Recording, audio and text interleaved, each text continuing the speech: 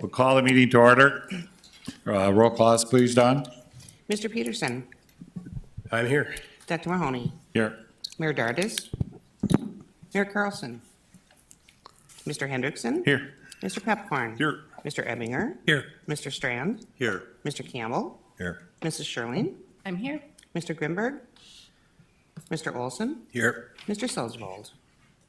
Here. Quorum is present. I want to thank Chad Peterson for his role as the chair of this board, and he's done an excellent job. We're still in the black, and things are moving forward. I want to thank you for that. Mayor, I aim to please. Is there a motion to approve the minutes from the December 15th meeting? So move. Second. All those in favor say aye. Aye. Is there a motion to approve the order of the agenda adding an item 5C1 and 2? So moved. Is there a second? Second. All those in favor say aye. Aye. Okay. Consent agenda, approve the following. The finance report, which is attached, voucher approval attached, DA board approval contract actions, Ron Intertech task order 4 amendment 1, and the DA approved MOU and agreement actions that are with the North Cast Water WRD and the Rush River WRD. Do I have a motion? So moved. Is there a second? Second.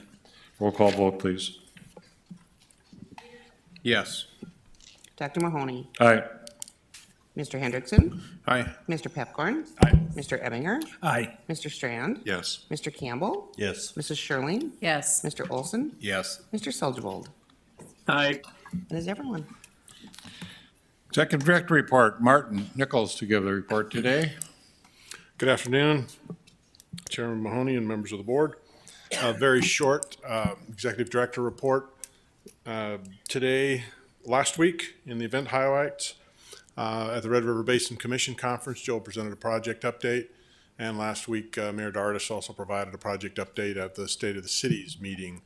Earlier this week, Joel was at the City of Moorhead meeting where he talked about the supplemental crop insurance programs. And today he is at the American Water Summit, participating in a panel discussion along with Aaron Snyder from the Corps of Engineers about the P3 portion of the project.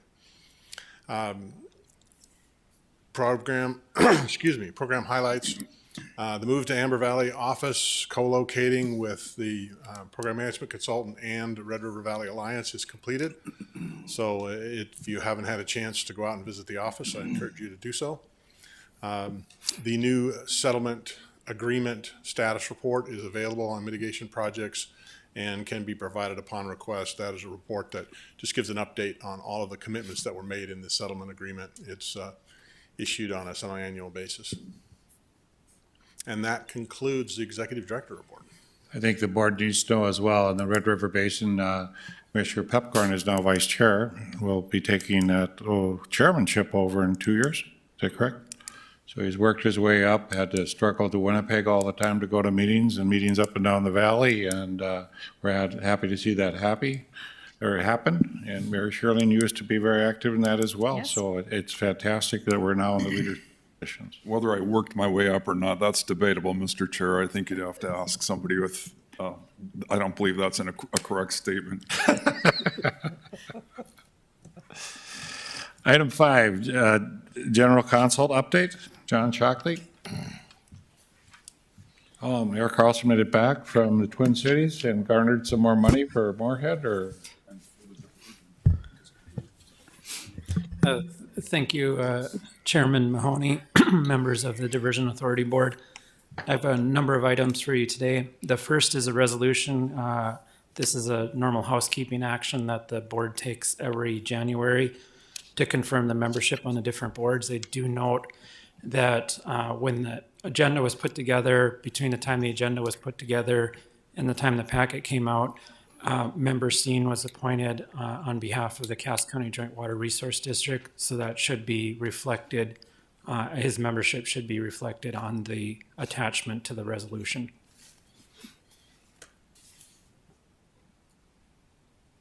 And with that, I can answer any questions that you need a motion and a second to approve.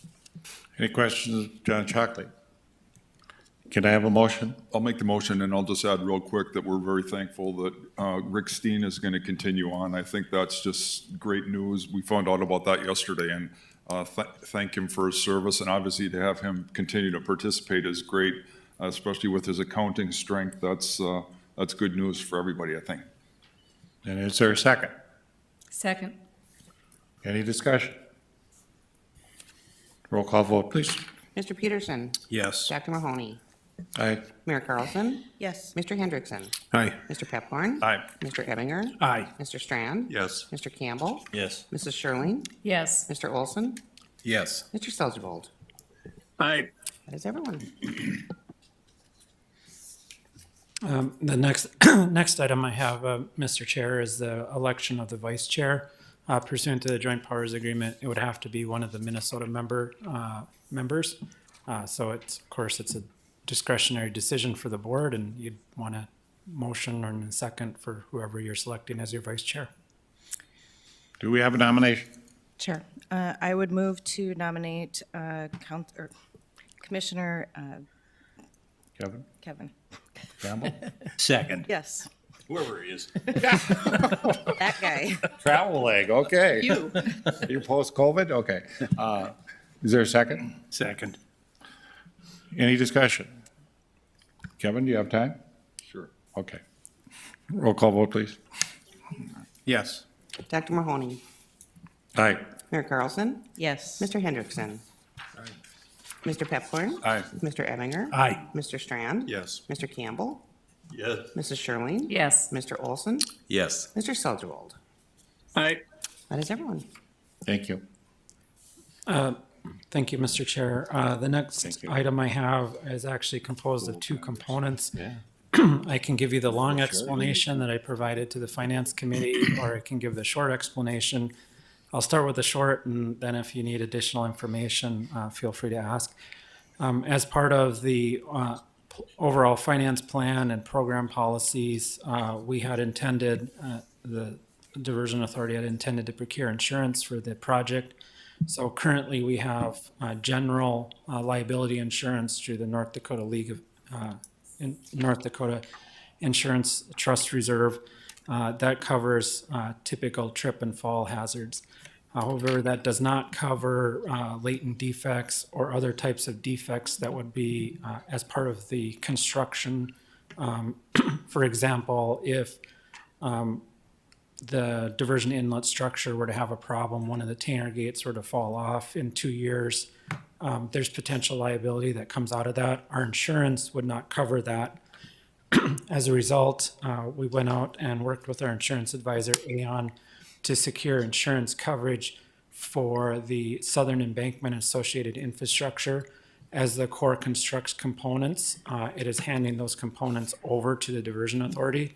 So for example, right now, they're completing the first reach of the southern embankment and handing that over to the Diversion Authority, as they will with the diversion inlet, the Wild Rice control structure, Red River control structure. This insurance would be put in place to protect claims on those structures. Important is that the cost of defense for any type of claim is outside the policy limits. It's a $25,000 deductible. One of our concerns always is because the diversion project is so large that you could potentially be named as a party, even though we may not have any liability. And so making sure that the cost of defense is outside the policy limits is really critical. And so through Aon, we were able to have a large tranche of the work for the southern embankment covered. There is no exclusion for prior works, which is really important. So that means even components of the project that are constructed before the date of the insurance binding are covered. The diversion inlet started construction 3 or 4 years ago. Work that was completed even 3 or 4 years ago is still covered. The coverage extends through what is referred to as a statute of repose in North Dakota, which is 10 years after substantial completion. It's a one-time policy payment. And so for the southern embankment, for the first tranche, it covers SEA 1, SEA 2, the I-29 road race, the diversion inlet, Wild Rice, and Red River control structures. It's about $305 million of infrastructure, so quite a large tranche. The total premium for that is $2,143,000 and some change. This is covered in the financial plan, and the project plan was recommended by Finance Committee. I can certainly answer any questions that you might have. I believe Aon is also on the phone. Similarly, on the diversion channel, we have the same type of insurance. While the developer is required to carry $100 million of insurance, the authority has some potential exposure more from a litigation standpoint. If there's a failure in the bridge, one of the aqueducts has some problems, you could come up with any sort of claim. My concern always has been the cost of defense, not the actual claim itself. And so once again, on this insurance, the cost of defense is outside of the policy limits. So even if we had 50 claims, none of them are found valid, it doesn't eat through our total coverage. And that sits alongside of the developer's insurance. And so this insurance sits in addition to our liability insurance for the project and provides an extra layer of defense if there's a claim made relating to the actual structure, some type of a failure or a problem. Given that you have transportation improvements in the channel, I think it's a really good idea because you just never know if somebody runs into a bridge and they claim there's some inherent defect that caused the accident. You could find yourself quickly in a litigation matter and spending a lot of attorney's fees. So the premium for that, for the P3 portion, is $3,477,000 and some change. Once again, it's a one-time premium. It covers through the statute of repose. So project is substantially complete in 2027. So it means that we'll have insurance coverage through 2037 with this policy. Certainly answer any questions. Both were recommended by the Finance Committee. Any questions of John? Can I have a motion for item 1 and 2, please? So moved. Is there a second? Second. Any other discussion? Commissioner Strand? What do we do after the expiration of the policy? So the policy is a great question. The policy expires when the statute of repose expires. After the statute of repose expires, there's no more liability. Like if somebody were to claim latent defect, there's no more liability because the statute of limitations for bringing that type of claim has lapsed. We will have one additional insurance product that we, in addition to the crop insurance, will have an overall owner's wrap insurance closer to 2027 just to cover, operations and maintenance issues. This really goes to construction defects if there's a problem with the construction or something that, the other nice part about this is using the example of the Tainer gates, if there was truly a failure of the Tainer gates, and we could potentially submit that claim to the insurance and it might actually cover the replacement of a Tainer gate or something like that. But it's a great question, but once the statute of limitations expires, we wouldn't have this liability anymore. Thank you. Good. Roll call vote, please. Mr. Peterson, Yes. Dr. Mahoney, Aye. Mayor Carlson, Yes. Mr. Hendrickson. Aye. Mr. Pepcorn. Aye. Mr. Ebinger. Aye. Mr. Strand. Yes. Mr. Campbell. Yes. Mrs. Sherling. Yes. Mr. Olson. Yes. Mr. Salzwald. Aye. What is everyone? Thank you. Construction update. Is Terry on the line to go through that, please? This is Chairman Mahoney, I'm here. Good afternoon. This is Terry Williams with the U.S. Army Corps of Engineers to give the monthly update. Federal construction is mostly paused for the winter, but some activity continues. At the diversion inlet structure, Ames continues to hang and weld the 3 gates, and completion in June is still on track. For the Wild Rice River structure, Ames has been placing concrete for the entrance to the structure and for the bridge spanning the structure. And connection of the structure to the Wild Rice River is still being planned for about March of this year. For number 3, for I-29 raise, that is basically paused. Number 4, the Southern Embankment Reach SE1. That was completed on 10 November. And as Mr. Shockley alluded to, that's been partially turned over to the Diversion Authority for O&M the end of December. At the Red River structure, the Ames continues to drive pile for the foundation. And we anticipate that the first of many concrete placements could start in May. Number 6, Drain 27, the wetland mitigation project that was completed on 2 December. And we are planning to advertise that 5-year native planting service contract at the beginning of February. We're targeting 1 February for that, to advertise that for bids.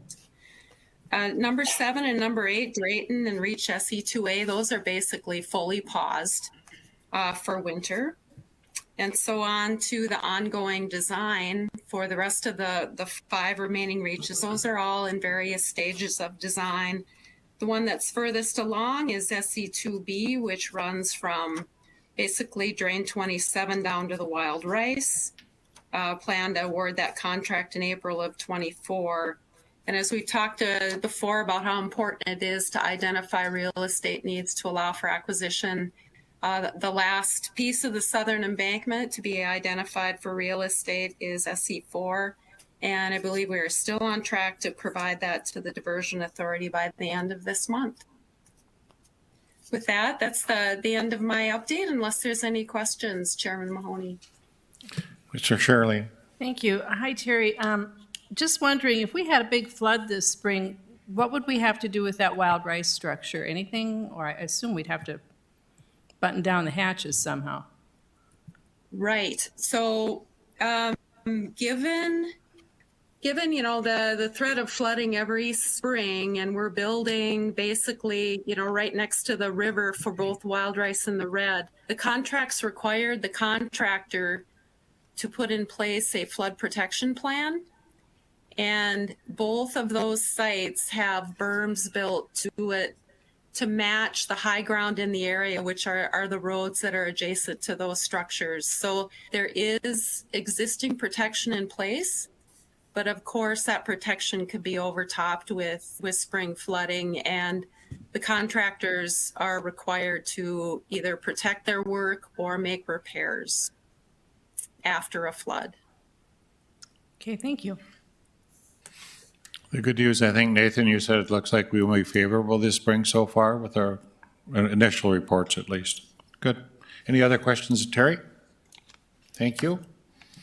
We have SWDCIA project update. Chris? Yeah, thank you, Chair Mahoney, members of the Diversion Authority. Yeah, we thought it'd be good to start giving you guys monthly updates on the progress on the overall, what we call the P3 portion, the stormwater diversion channel piece of the project. So just to give you a quick update, we're working on formats, so we'll have probably some more formal items for you guys in the coming months. But just to give you a little background on kind of what's been happening both on the design and construction side for the diversion channel. Overall, we are anticipating we'll have about 200 different sets of plans for different construction elements of the project. To date, we have 42 of those fully approved and ready for construction to either begin or be underway. We have another 50 of those in review. Just to give you kind of an idea of the work that our DA team and our 13 outside entities, we've completed over 850 review cycles since we've started the process. Each buildable element has 5 or 6 review cycles depending on the complexity of them. So we're not quite halfway done. We're in that same range, about a third done with those reviews. So much more to come. Do anticipate that most of the design will be completed within the next 12 months. So again, our team will be very busy while we're also building, working on getting the designs progressed ahead of the construction elements. As you'll see in the drone video update in a few minutes, we are nearing completion of the excavation in what we call Channel Reach 1 for the channel, so you can start to see some things taking shape. So Tom did a good job of outlining that in our video. I'll let that play out there. They'll be migrating and moving into Reach 2 in the next few weeks, so they'll be continuing to progress from the downstream end to the upstream end. Then a couple other things you'll see in the drone video. They're working ahead on some prep work for the construction this summer. So they've been out stripping some vegetation in some areas and also removing some trees in anticipation of construction season this year. So the next couple slides, I wanted to give you a few tools we're using for monitoring progress. The next couple are maybe a little hard to see. I do have printout copies on the tables in the back, so after the meeting, if anyone wants to look through those, I'll hang around there for a little while and we can kind of walk you through. What this view is called is a time and space diagram.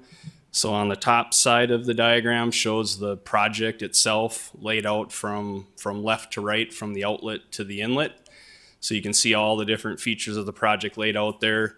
So basically what this one diagram does is it migrates tens of thousands of lines of schedule code down into one graphic for us so that we can kind of monitor the overall construction progress. What you see on the bottom half of the slide is a progression of work. So each of those bars and colored lines represent an element of the project. It's really the major ones. So the lines that show up on there on a diagonal are the types of work that progress along the channel, topsoil stripping, excavation, vegetation replacement. The ones that are more vertical are single locations like bridges, drain inlets. So this map shows you kind of when things will start and end at either a particular site or kind of how the excavation will progress along the channel. The next couple of slides, we zoomed those in, so there's examples of these so you can kind of see a little bit more granularity of the different segments of the diversion channel. This map particularly shows just this year. We also have versions of this that would show the entire construction time frame. One other tool we're working on, we want to give you kind of a preview of it today just to kind of give you an indication of what's coming. We've got a video put together that also further condenses this down into more of a single page of kind of the progression of work. So I think Peggy will bring that up here.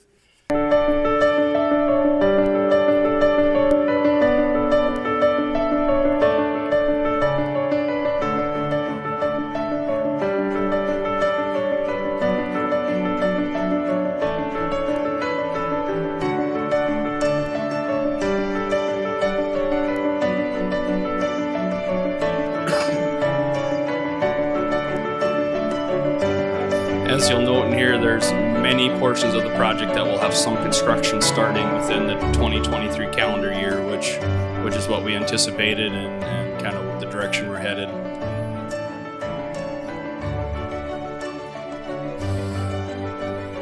So as you get out into 2024, you start to see components of the project being totally completed as well. And into late 24 and 25, you'll see many of those segments as they start to be totally completed on the construction.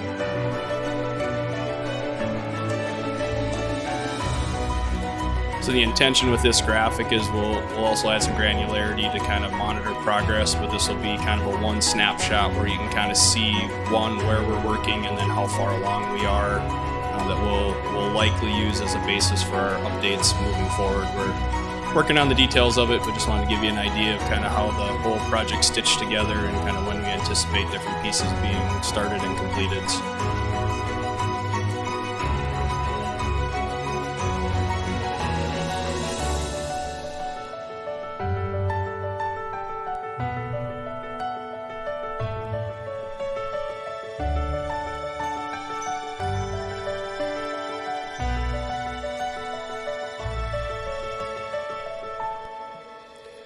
So with that, before we play the drone video update for the month, any questions on the P3 progress? Mr. Peterson. Well, thank you, Mr. Chairman. Having worked with clients of varying degrees of understanding and construction over the last 25 years, I can appreciate how painful this was to put together.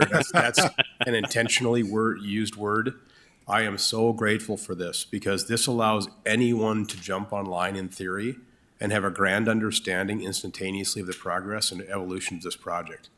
Well done. Thank you. Well, thank you. I'd take enough credit to say that we got the wheels in motion, but we have a great team working on. Our communications team put most of the video together, and then our another Chris Grigg does all our P6 scheduling, and if you ever want a PhD level view of how schedules work, you can sit down with Chris for a little while. So he's a master at it. So he pulled all the information out of here to create the graphics. So yeah, thank you.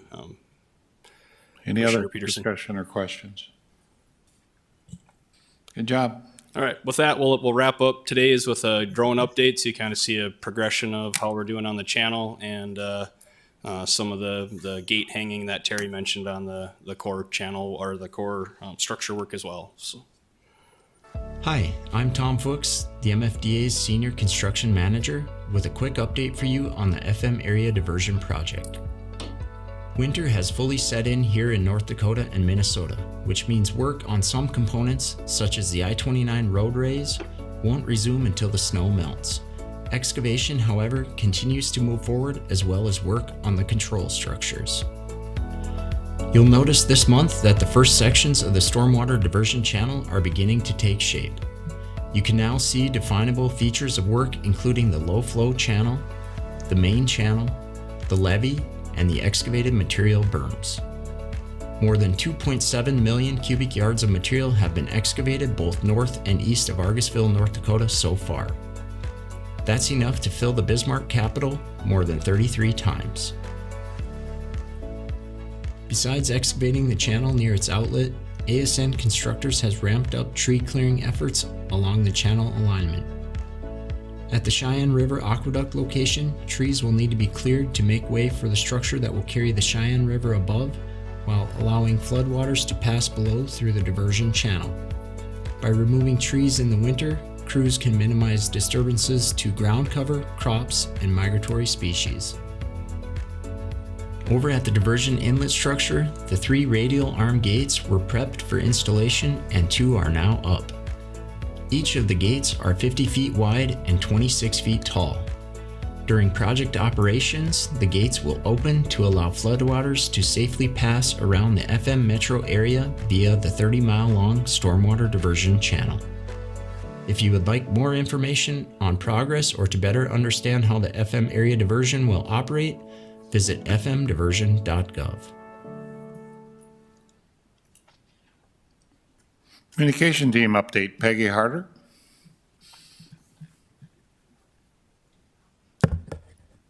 Thank you, Chairman Mahoney. I'm stepping in for Amy today to give you guys the update, but please know if you have questions, she is actually with us to ask any questions too. So want to just give an update on the diversion current, our newsletter stats. You can see that our opens and our clicks are still remaining above those industry standards. And our most popular thing that people are looking at when they go on to our newsletter is that construction monthly status video that we just watched.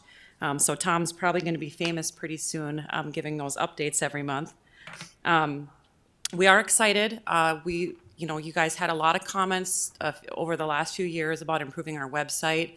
We've made improvements to it, but it's actually fully now, the new version is now live. If you haven't had a chance to go look at it, it's the same website.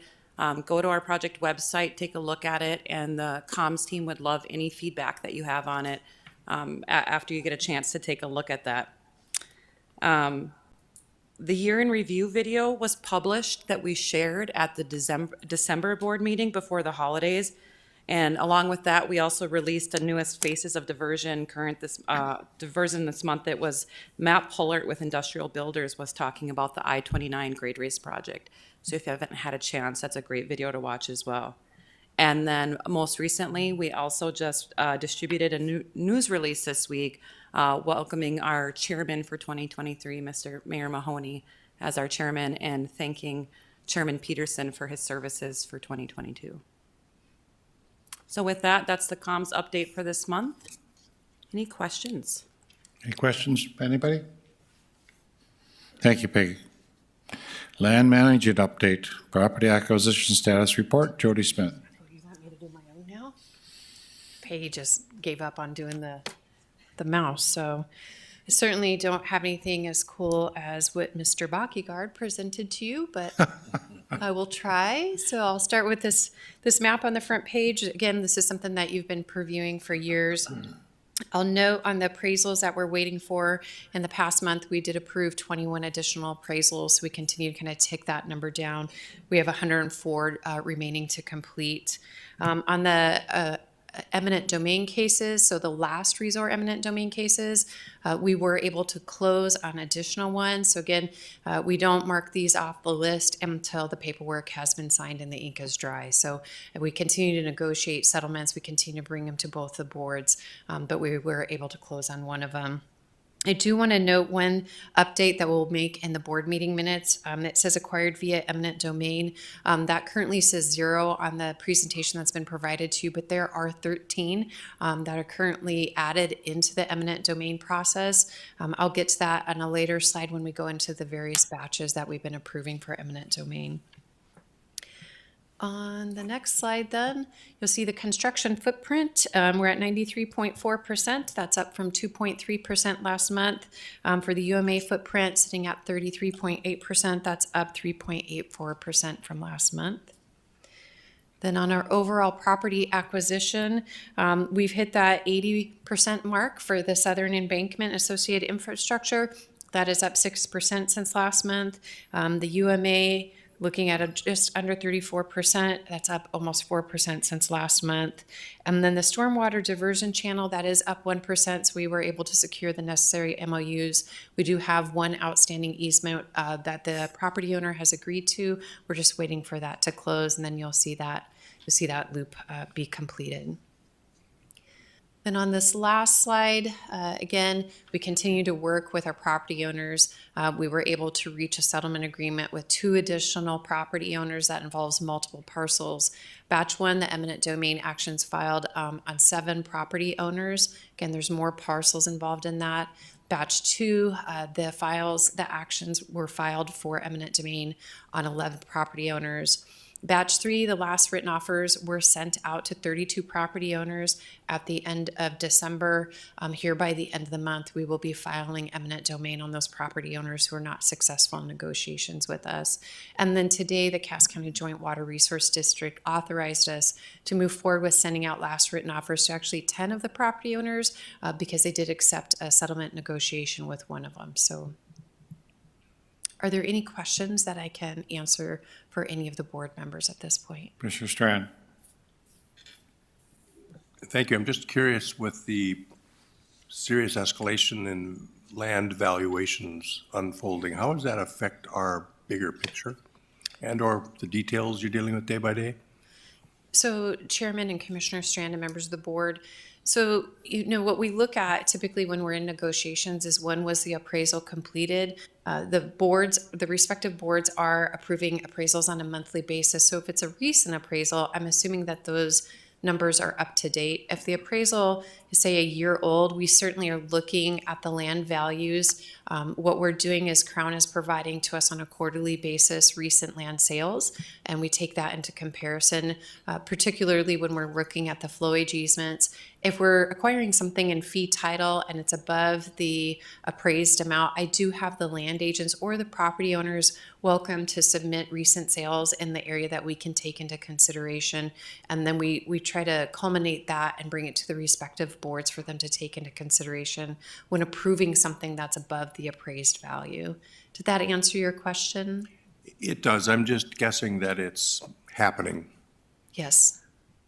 How about with crop values? Is it the same story with future crop valuations and insurances on crop losses and so on? That might not be your turf. A little bit. I mean, so Chairman and Commissioner and members of the board, so, we do look at some of this, particularly when we're developing the crop insurance policy and how that will kind of all play into that crop insurance policy. That's something I would say we're probably about 80 or 85% complete in developing. There's a few nuances that we're continuing to work through, and Mr. Strand behind me is a key part of that, as well as Eric Dodds. And then we have a focus group, and we had meetings in November about that so we could get feedback from the public, but also from our focus group. So looking at those values, how that would play into the insurance policy, particularly if there was a disruption in their crop production. Thank you. Any other comments or questions? Thank you, Jody.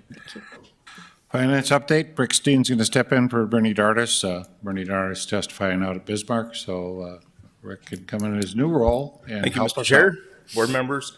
I'm just going to have a very short update. Most of the information that I have has been covered through our items on the agenda already. Under the consent agenda, the finance report, as of 12/31/22, the authority had a total cash balance of $151,780,000. We have we recommended approval, reviewed and approval bills totaling $11,216,000.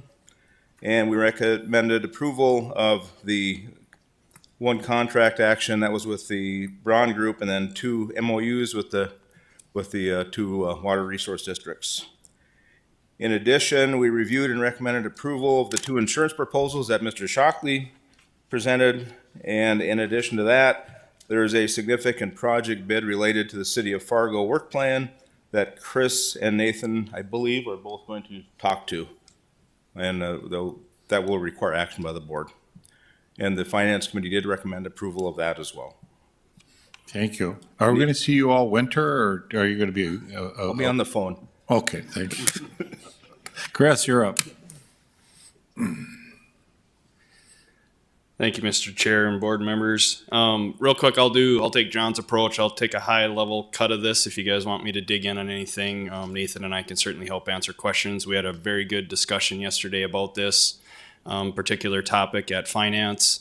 But just a high summary, the City of Fargo is planning to bid out some continuation of their 37-foot river stage projects. It includes 2 sanitary sewer lift stations this year. These were, again, estimated back in 2018. With the current bid environment and the escalation of inflationary costs. They've redone those estimates now and are anticipating the costs will have increased quite substantially. Our original estimate was about 6.2 million. They're currently at right around 11 million for the total project. So the Finance Committee again recommended we approve an increase to the total project budget of 4.8 million on this project. And again, with that, I can certainly answer any questions or have anything come up if you guys have any other items you want to talk about. Any questions by the board? Do I have a motion? Motion to approve, Mayor. Is there a second? Second. Any further discussion? Roll call vote, please. Mr. Peterson? Yes. Dr. Mahoney? Aye. Mayor Carlson? Yes. Mr. Hendrickson? Aye. Mr. Pepcorn? Aye. Mr. Ebinger? Aye. Mr. Strand? Yes. Mr. Campbell? Yes. Mrs. Sherling? Yes. Mr. Olson? Yes. Mr. Seldvold? Aye. That is everyone. Good, thank you. Any other business for the good of the order?